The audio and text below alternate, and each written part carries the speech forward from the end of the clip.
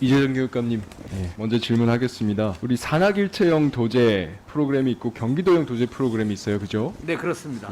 경기도형 도제 프로그램 저희가 교육청 설명 자료를 보니까 정부 주도형 도제학교의 장점을 반영하고 단점을 개선한다 이렇게 되어 있습니다. 그런데 저희 의원실로 이 경기도형 도제 프로그램에 관련돼서 실제 경험해본 학생들한테 민원이 굉장히 많이 들어왔어요. 그래서 저희가 어떤 상황인가 좀 알아보기 위해서 그 중에 한 분을 좀 심층적으로 인터뷰를 한번 해봤습니다.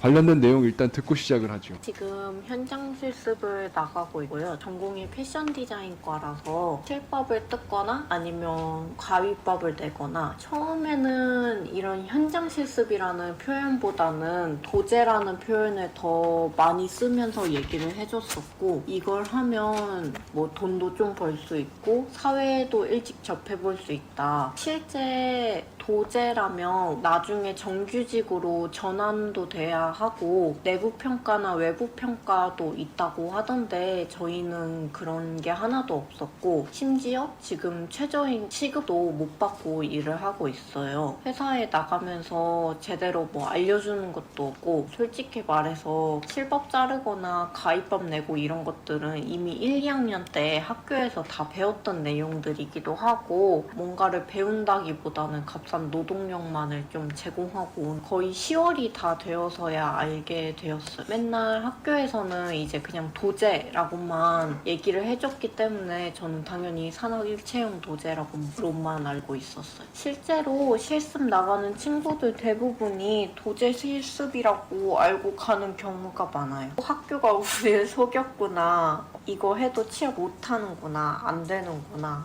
그래서 요약을 하면 이렇습니다. 이게 산학일체형 도제 실습의 경우에는 여러 가지 이제 혜택들이 같이 오는데 경기도형 도제의 경우에는 그런 게 전혀 없었다. 그래서 저희가 제대로 좀 살펴보고, 그 다음에 경기도형 도제 같은 경우에는 교육훈련 협약서가 있어서 협약서를 좀 뜯어봤어요. 근데 실제로 근로자 신분 보장이 없더라고요. 그리고 최저임금 보장이 안 됩니다. 주 2회 휴일 보장도 없어요.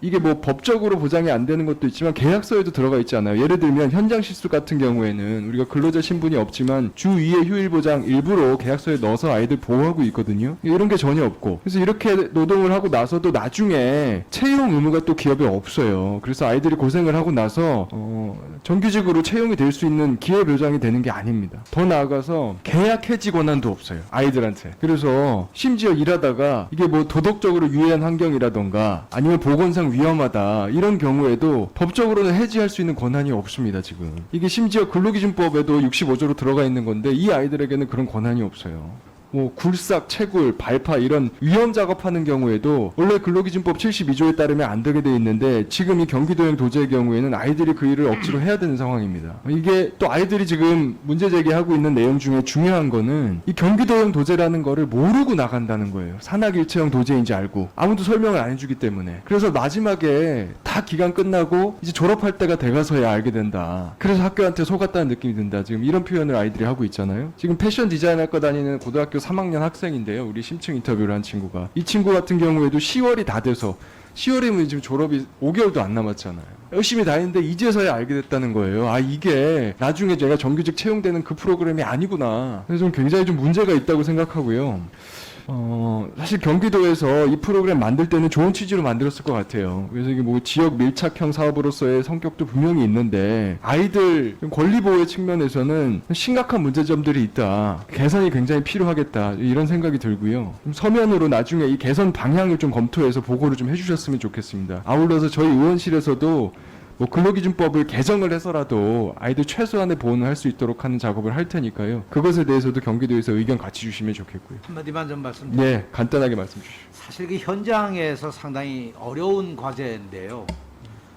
산학일체형 도제학교에 대해서 일학습 병행법 24조에 의해서 이 학습 근로자의 계속 고용을 규정을 하고 있기 때문에 이거대로 가면 참 좋은데, 이렇게 하니까 기업들이 이 고용 업무 부담 때문에 참여를 잘 안 하려고 그러고, 학교는 기업을 발굴하기 참 어려운 상황이거든요. 그래서 지금 존경하는 이 의원님 말씀처럼 이거 좀 제도적 보완이 되지 않으면 학교 현장에서 실제로 운영하기는 상당히 어려운 대목이 있다고 생각합니다. 저희가 경기도형 산학일체형을 만든 것은 조금 이걸 어떻게 좀 유연하게 운영 방식을 다양화할 수는 없겠느냐 해서 저희가 이제 시도를 했는데, 여전히 학교에 따라서 또 기업에 따라서 지금 지적하신 문제점이 있다는 것도 저희가 알고 있고요. 이런 걸 개선하기 위해서 저희가 어떻든 학교 현장 실습 운영위원회를 좀 더 강화하고 학교 전담 산업안전 전문가를 좀 파송해서 이런 분들이 좀 더 그런 문제를 미리 좀 해소할 수 있도록 노력은 하고 있습니다만 여전히 좀 미흡하다고 생각합니다. 네, 교육감 말씀 주신 부분들도 당연히 돼야 될 것이고요. 저는 이 경기도형 도제 프로그램 자체의 요건에 관련돼서 개선을 좀 하셔야 될 것 같습니다. 네. 제가 아까 말씀드린 학생 보호 관련된 부분들이 그래서 그 개선 검토를 좀 해주시고요.